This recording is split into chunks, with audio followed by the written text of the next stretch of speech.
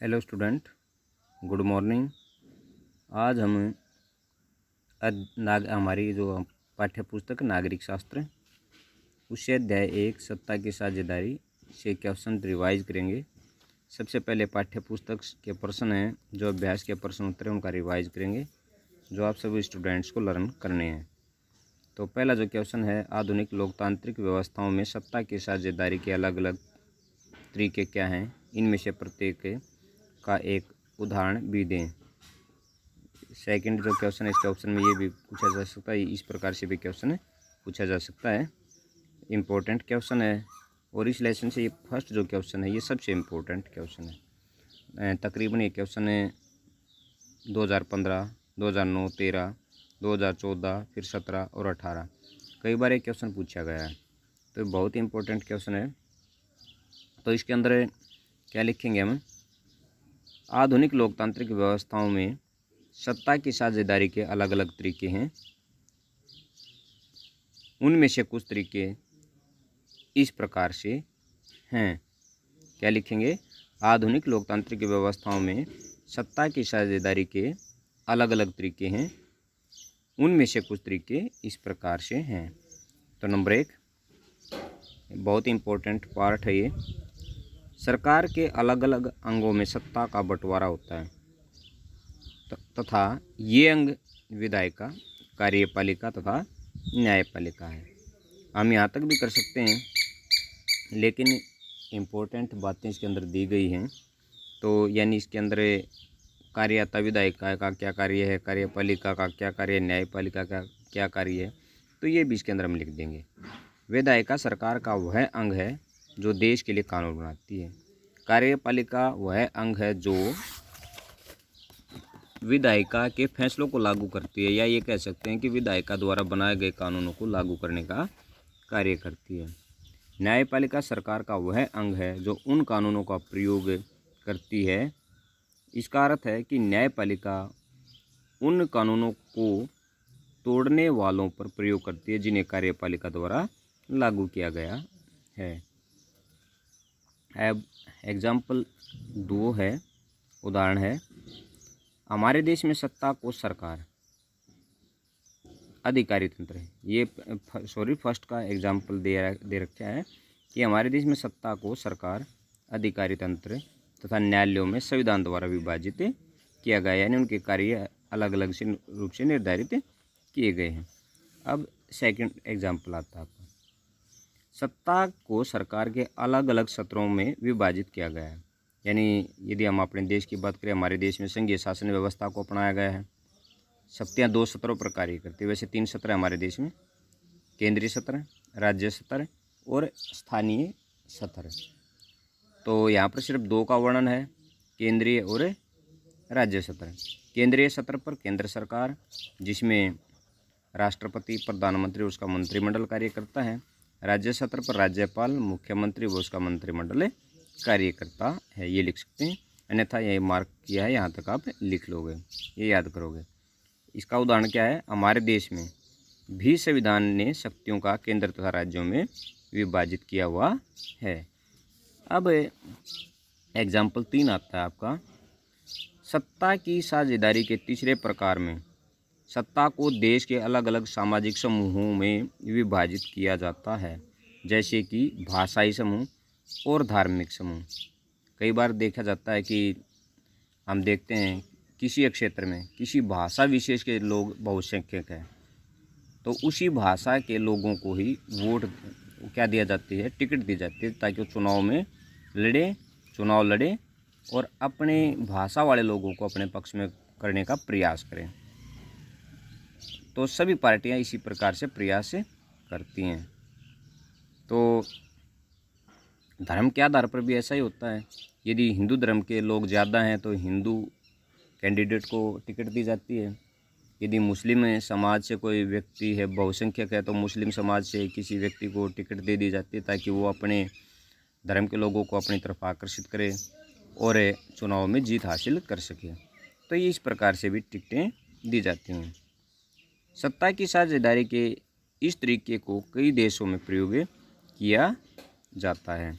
ताकि अल्पसंख्यक समुदायों को सत्ता में ठीक से हिस्सा प्राप्त हो सके। यानी कई बार ऐसा होता है कि जो अल्पसंख्यक होते हैं उनके हितों की अनदेखी हो जाती है, तो क्या किया जाता है कि ऐसे लोगों के हितों की रक्षा करने के लिए वो क्या करते हैं, वहाँ से भी लोग क्या करते हैं, टिकट देते हैं, चुनाव जीतते हैं, सरकार में वो लोग आते हैं और वो लोग अपने जो समूह हैं, वर्ग है, उनके हितों की रक्षा के लिए कार्य करते हैं।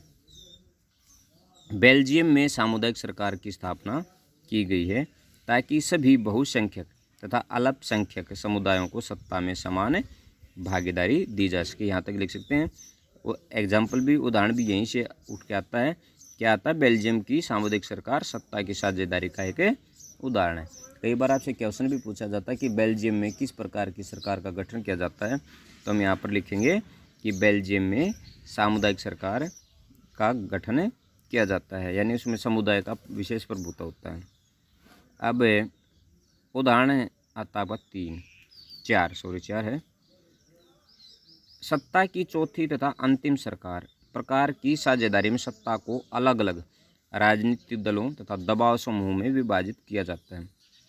बहुदलीय प्रणाली में प्रत्येक दल सत्ता प्राप्त करने के लिए चुनाव लड़ता है तथा प्रत्येक दल जितनी मर्जी चाहे वोटें प्राप्त करने के लिए स्वतंत्र होता है। फिर यहाँ तक लिख के हम क्या लिखेंगे? एग्जाम्पल, भारत में बहुदलीय प्रणाली है जिसमें हम जहाँ पर कांग्रेस, बीजेपी, बीएसपी इत्यादि पार्टियां चुनाव लड़ती हैं और बहुमत प्राप्त करने की कोशिश करती हैं और सरकार का गठन करती हैं। तो ये हमारा क्वेश्चन था, क्वेश्चन नंबर 1 है। अब क्वेश्चन नंबर जो 2 आता है आपका, भारतीय संदर्भ में सत्ता की हिस्सेदारी का एक उदाहरण देते हुए इसका एक युक्तिपरक और एक नैतिक कारण बताइए। कई बार ये अलग अलग क्वेश्चन पूछा जाता है कि सत्ता के साझेदारी में युक्तिपरक कारण है, उसके ऊपर टिप्पणी कीजिए, या कई बार ये नैतिक कारण के ऊपर पूछा जाता है कि इसके ऊपर आप एग्जाम्पल दीजिए या इसके ऊपर एक टिप्पणी लिखिए। तो ये भी जैसा कि पहला जो क्वेश्चन जितना इम्पोर्टेंट था वैसे इम्पोर्टेंट सभी क्वेश्चन होते हैं, लेकिन ये क्वेश्चन भी आपका क्या बनता है, इम्पोर्टेंट है। एक या दो ही क्वेश्चन इस लेसन के अंदर शायद मैं आपको बताता हूँ अभी। जो क्वेश्चन नंबर 2 है, इसके बाद आप देखते हो कोई भी क्वेश्चन इसके अंदर सिर्फ पहला और दूसरा क्वेश्चन ही इम्पोर्टेंट है और क्वेश्चन अभ्यास का कोई भी इम्पोर्टेंट नहीं है। तो हम करेंगे अब सत्ता की साझेदारी की आवश्यकता, इसमें युक्तिपरक और नैतिक कारण का हवाला देंगे, हम उसकी व्याख्या करेंगे। क्या कर किसी ऐसे देश में जहाँ बहुत से जातीय, धार्मिक तथा भाषाई समूह रहते हों, सत्ता की साझेदारी की बहुत आवश्यकता है, क्योंकि यह हरेक समूह को समान सत्ता प्रदान करती है। यह बहुत आवश्यक है कि प्रत्येक समूह को देश के कार्यों को चलाने में संपूर्ण प्रतिनिधित्व दिया जाए तथा वह समूह अपने आप को अलग न समझे। तो इसके लिए 2 कारक हैं, पहला युक्तिपरक कारण और दूसरा नैतिक कारण। यानी इसके पीछे कितने कारण हैं? 2 कारण हैं। सत्ता में साझेदारी के कितने कारण? 2 कारण बताए गए, युक्तिपरक कारण और नैतिक कारण। तो युक्तिपरक कारण क्या है? सत्ता की साझेदारी का युक्तिपरक कारण यह होता है कि सत्ता की साझेदारी से देश के अलग अलग सामाजिक समूहों में संघर्ष के अवसर कम होते हैं। तो इसका पहला कारण क्या है? इसके पीछे क्या एडवाइस दी गई कि संघर्ष क्या होंगे? कम होंगे, झगड़े क्या होंगे? कम होंगे। विशेषता उस देश में जहां बहुत से भाषाई, जातीय तथा धार्मिक समूह रहते हैं। जैसे हमारा देश है, यहाँ पर अनेक धर्मों, अनेक जातियों, अनेक भाषाई लोग रहते हैं।